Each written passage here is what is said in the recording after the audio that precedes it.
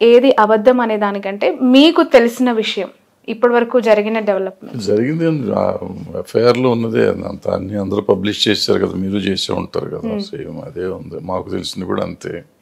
But దాంట్లో నిజానిజాలు తెలుసుకోవాలి కదా, విట్నెస్లు తీసుకునేదాకా మనం ఏం చెప్పలేము. మేము ఇద్దరు స్టేట్మెంట్ రికార్డ్ చేసాము.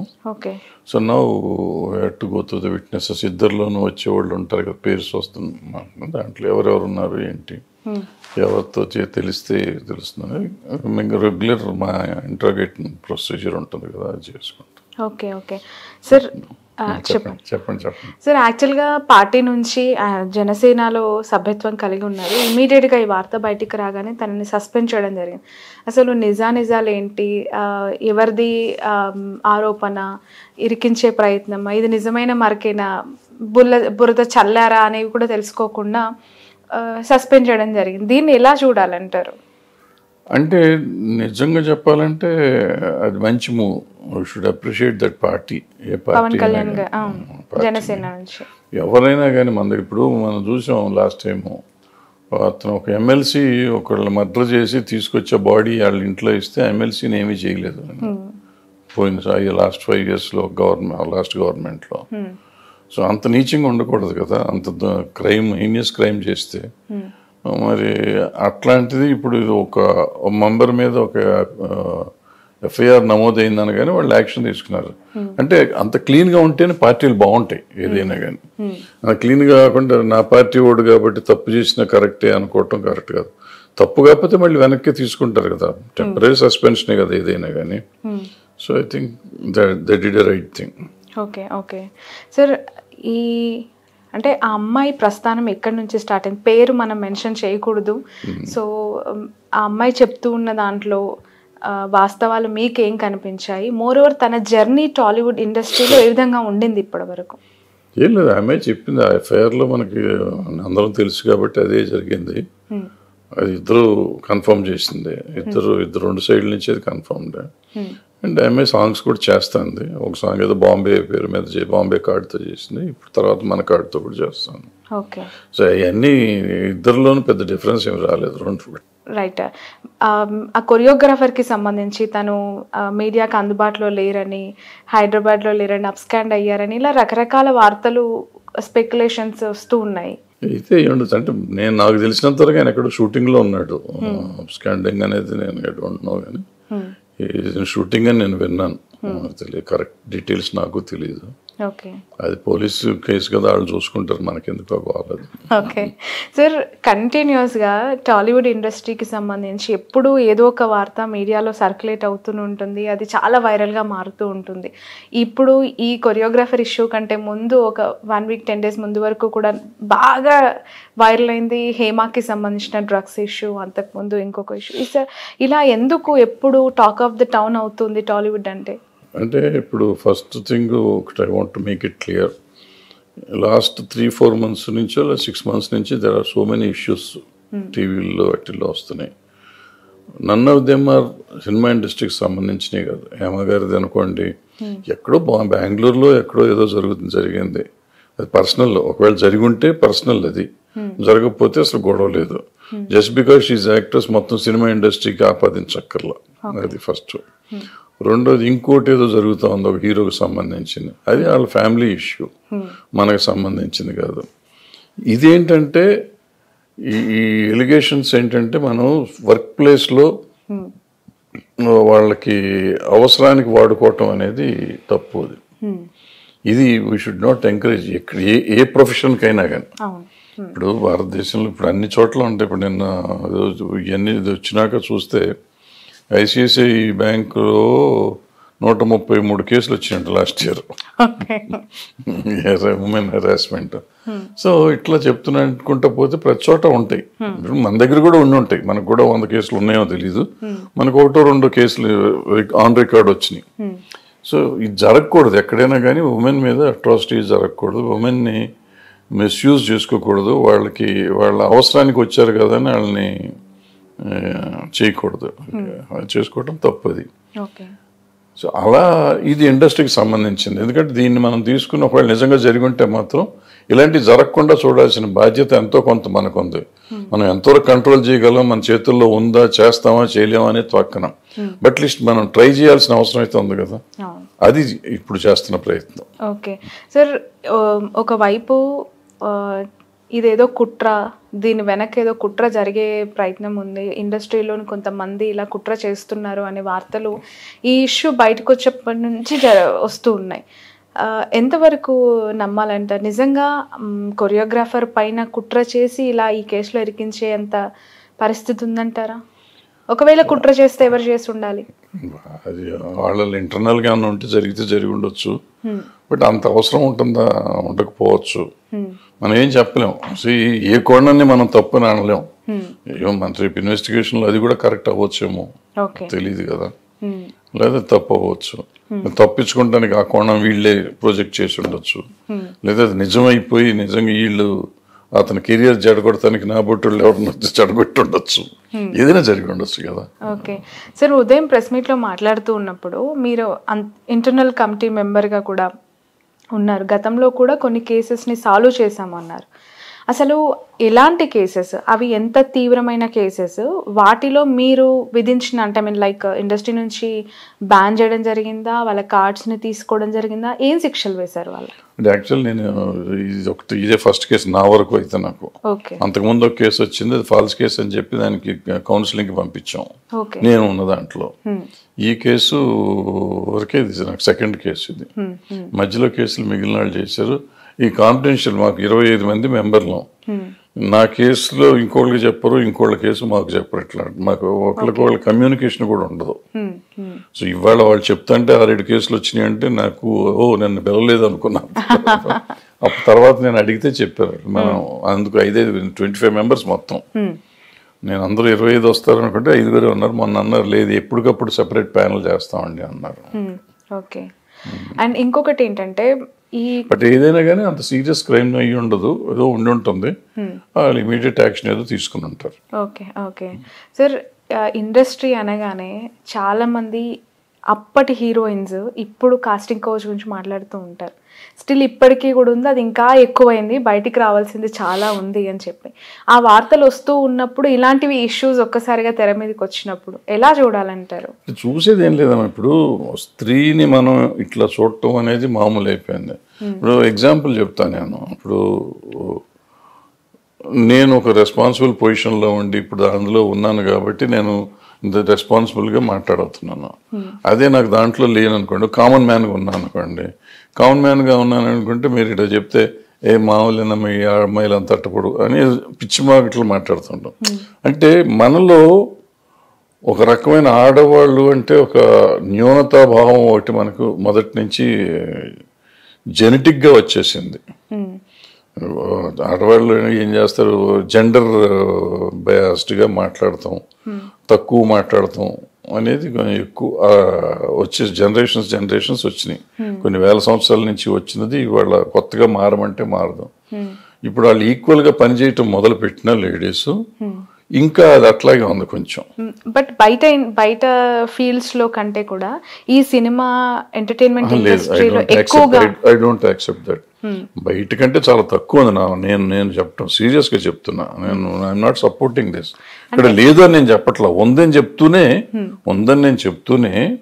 ఇక్కడ తక్కువ ఉంది అంటున్నా. తక్కువ అంటే ప్రతివాడు ఆ పని చేయడమ్మా.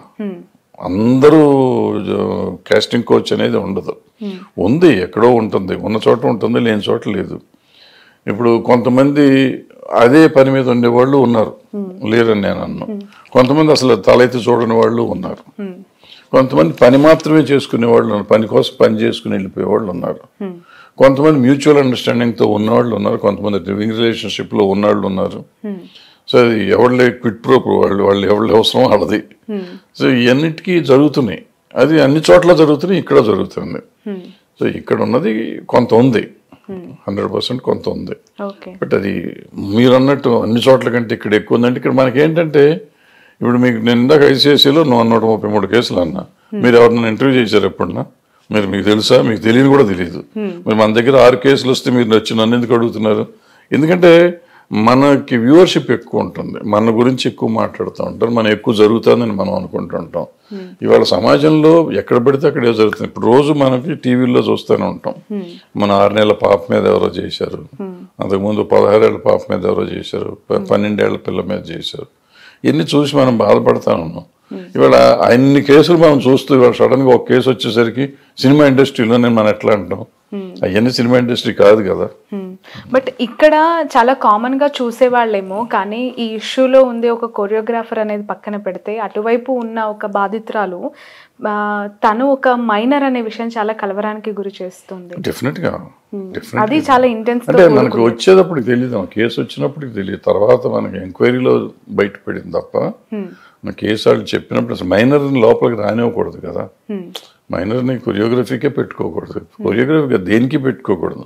దీనికన్నా పెట్టుకుంటే పేరెంట్స్ కన్సెంట్ తీసుకుని పేరెంట్స్ సమక్షంలో చేయాలి. మనం చైల్డ్ ఆర్టిస్ట్ గా మనం వాడాం అనుకోండి, ఆర్టిస్ట్ గా రావచ్చు, వేరే లేబర్ ఎట్టకు చేయనివ్వం. సినిమాలు కాబట్టి సినిమా ఆర్టిస్ట్ గా రానివచ్చు, సినిమా డాన్సర్ అయితే పిల్లలు డాన్సర్లు కావాలనుకుంటే పిల్లల్ని తీసుకోవచ్చు.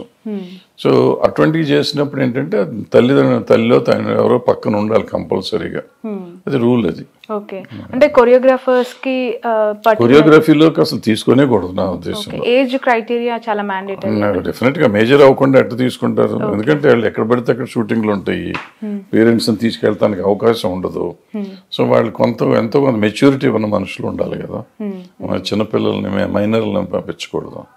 మైనర్లు వస్తే ఏంటంటే మళ్ళీ తల్లిలు తండ్రులు ఎవరో ఒకరు రావాలి, ఇలాంటి తీసుకురావడం కష్టం అవుతుంది. అది కాకుండా ఆ పిల్లలు మరీ డెలికేట్గా ఉంటారు కదా, వాళ్ళని ఎందుకు తీసుకురావాలి అనేది పాయింట్. సో నాకు తెలిసి ఏజ్ ఫ్యాక్టర్ ఉండాలి. మరి వాళ్ళు ఎట్లా తీసుకున్నారు ఆ అమ్మాయిని అనేది ఇవన్నీ కొంచెం రేపు ఇన్వెస్టిగేట్ చేస్తే యూనియన్ కూడా తప్పు చేసిందా, లేకపోతే ఆ అమ్మాయి మేజర్ అయినాకే ఈ కార్డు అప్లై చేశారు అంటే లేకుండా కూడా తీసుకెళ్ళి ఇతను వాడుకున్నారు ఏమో, ఇవన్నీ కొంచెం డెప్త్ లోకి వెళ్తే కానీ. అంటే ఇప్పుడు పర్టికులర్ ఒక సినిమాకి సంబంధించి ఒక కొరియోగ్రాఫరు మాస్టర్ గా కంటిన్యూ అవుతున్నప్పుడు పూర్తి అంటే గ్రిప్ అంతా కూడా అతని దగ్గరే ఉండే అవకాశం ఉంటుంది కాబట్టి మేబీ ఆ మాస్టర్ తనని కొంత లీనియన్స్ తో తీసుకెళ్లి ఉండొచ్చేమో అనే అభిప్రాయం కూడా వ్యక్తం అవుతుంది. అలా ఉంటుందా? ప్రొడ్యూసర్స్ యాక్సెప్ట్ చేయొచ్చా కొరియోగ్రఫీ? జరిగినప్పుడు అసలు నిజంగా సినిమా ఇండస్ట్రీకి సంబంధం లేదు, ఏదో ప్రైవేట్ ఆల్బమో ఏదో దేనికో యాడ్కో తీసుకెళ్లారు. So it's no way concern with us. Bombay ఏదో జరిగింది అంటున్నారే, అది సీరియస్ గా చెప్పాలంటే మనకు సంబంధం లేదు. ఆ అమ్మాయిని సంబంధం వచ్చింది మైనర్ గా ఉన్నప్పుడు, ఇండస్ట్రీలోకి వచ్చింది మైనర్ గా ఉన్నప్పుడు మేజర్ అయినాక అనేది ఇప్పుడు అది చూడాలి, అప్లై ఎప్పుడు చేసింది అనేది మనం చూడాలి, తర్వాత చూడాలి. ఈ ఫస్ట్ టైం జరిగినప్పుడు మాత్రం she was not the member or ఈ సినిమా ఇండస్ట్రీకి సంబంధం లేదు, అది ఏదో చిన్న ప్రైవేట్ దానికి. ఓకే, బట్ 2019 నుంచి 2024 చాలా ఇయర్స్ ఆఫ్ గ్యాప్ ఇక్కడ కనిపిస్తుంది. 5 years మధ్యలో 2 years కరోనా పోయింది కదమ్మా. యా, సో ఇన్ని రోజులు, ఇన్ని నెలలు, ఇన్ని సంవత్సరాల తర్వాత ఈ ఇష్యూ ఇప్పుడే ఎందుకు తెర మీదకి వచ్చింది, ఇప్పుడు ఎందుకు కంప్లైంట్ వరకు వెళ్ళింది అనేది ఒక $1 million క్వశ్చన్ గా కనిపిస్తుంది. ఈ $1 million క్వశ్చన్ లేదమ్మా, సింపుల్ కొంచెం కళ్ళు మూసుకుంటే అదే అర్థం అవుతుంది. ఇప్పుడు ఫస్ట్ ఆమె చిన్నపిల్ల, ఫస్ట్ ఆ చిన్నపిల్లప్పుడు అది ఏం చేయాలో తెలియదు. ఆమె అక్కడ ఊరు నుంచి వచ్చేసి ఇక్కడికి వచ్చారు. సో ఉండాలంటే ఇదే తెలియని వయసు కదా, ఇట్లా ఉంటేనే పని అవుతుందేమో అనుకుందో, తెలియకుండా జరిగిపోయింది, ఏదో జరిగి ఉంటుంది. మనం జడ్జిమెంట్ ఇచ్చేసి ఇట్లా జరిగి ఉంటుంది ఊహించాల్సిన అవసరం లేదు. రేపు ఇన్వెస్టిగేట్ చేసినప్పుడు అన్ని బయటకు వస్తాయి, వచ్చినప్పుడు చెబుదాం, ఇప్పుడు మనం ఊహించుకుని చెప్పుకోవటం ఎందుకు.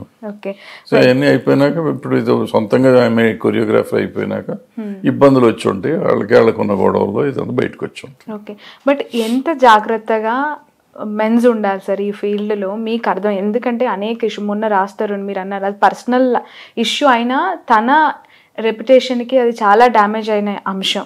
ఇక్కడ ఈ కొరియోగ్రాఫర్కి సంబంధించి చాలా స్టార్ స్టేటస్ ఉన్న ఒక కొరియోగ్రాఫర్ ఇలాంటి మచ్చలు, ఇలాంటి మరకలు అండు పెట్టుకుని వాళ్ళ ప్రొఫెషన్ పైన చాలా ఇంపాక్ట్ చూపించే అవకాశం ఉంటుంది. డెఫినెట్గా చూపిస్తుంది. అంటే ఇప్పుడు ఏమో రేపు అతను క్లీన్గా వస్తాడేమో, లేదా అతనికి ఎలిగేషన్స్ ఉంటే మాత్రం అసలు ఉండడు కదా. ఎలిగేషన్ ప్రూవ్ అయితేనేమో ఉండడు, అవ్వకపోతే నాకు క్లీన్గా వస్తే అసలు గొడవ లేదు కదా. ఓకే. సో ఏదైనా జరగవచ్చు కదా. ఏం జరుగుతుందో మనకు తెలియకుండా మనం ముందు నుంచి ఏం జరుగుతుంది అనేది. ఓకే సార్, ఇండస్ట్రీలో ఎన్నో సినిమాలకి కొరియోగ్రాఫర్ చేసిన వ్యక్తి తను, బాధిత మహిళ. ఇండస్ట్రీ ఎవరికి సపోర్ట్ చేస్తుంది, నిష్పక్షపాతంగా ఎవరి వైపు నిలబడుతుంది అనే ప్రశ్నకు సమాధానం.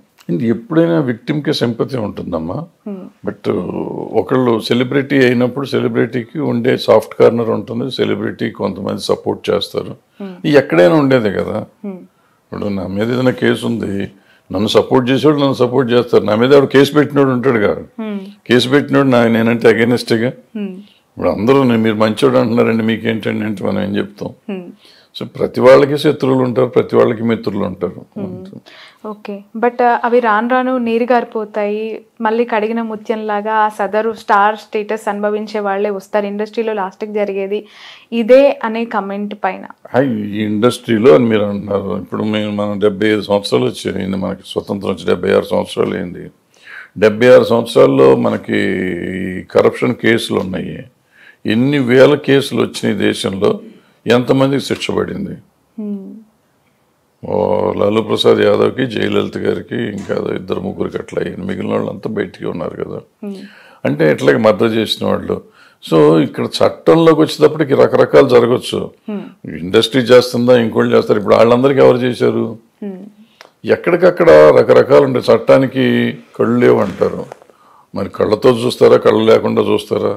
ఇప్పుడు ఇక్కడ 2 కేసులు ఉన్నాయమ్మా. ఒకటి ఈ పాష్ కమిటీ చేస్తుంది, ఒకటి పోలీస్ చేస్తుంది. సో ఇక్కడేం జరుగుతుందో అక్కడేం జరుగుతుందో మనకు తెలియదు. 2 తెలియకుండా మనం ఇప్పుడు డెసిషన్లోకి వచ్చి ఏం జరుగుతుంది అనేది మనం చెప్పలేం. ఇది ఇప్పుడు సపోజ్ పాష్ కమిటీ వీళ్ళు తప్పు చేశారు అని డిసైడ్ అయింది అనుకోండి, వీళ్ళు ఒక యాక్షన్ తీసుకుంటారు. లేదు ఇక్కడ తప్పే జరగలేదు అని పాష్ కమిటీ చెప్పింది, పోలీసుల దగ్గర అతను తప్పు చేశారు అని తెలిసింది అనుకోండి, వాళ్ళు శిక్ష చేస్తారు. సో అక్కడ ఏమీ లేదని తెలిసి ఇక్కడ ఇది వచ్చి ఇది కరెక్ట్ అని తెలిస్తే వీళ్ళు శిక్ష చేస్తారు. 2 ఒకటే అనుకుంటే ఇంకొంచెం శిక్ష కాళ్ళు వేసి వీళ్ళు వేస్తారు. ఓకే, బట్ సార్ గతంలో ఎప్పుడు కూడా ఎన్నో ఆరోపణలు, ఎన్నో అలిగేషన్స్ లైక్ శ్రీరెడ్డి మొదలుకొని ఇప్పటి వరకు కూడా ఈ కొరియోగ్రాఫర్ ఇష్యూ వరకు కూడా వందలాది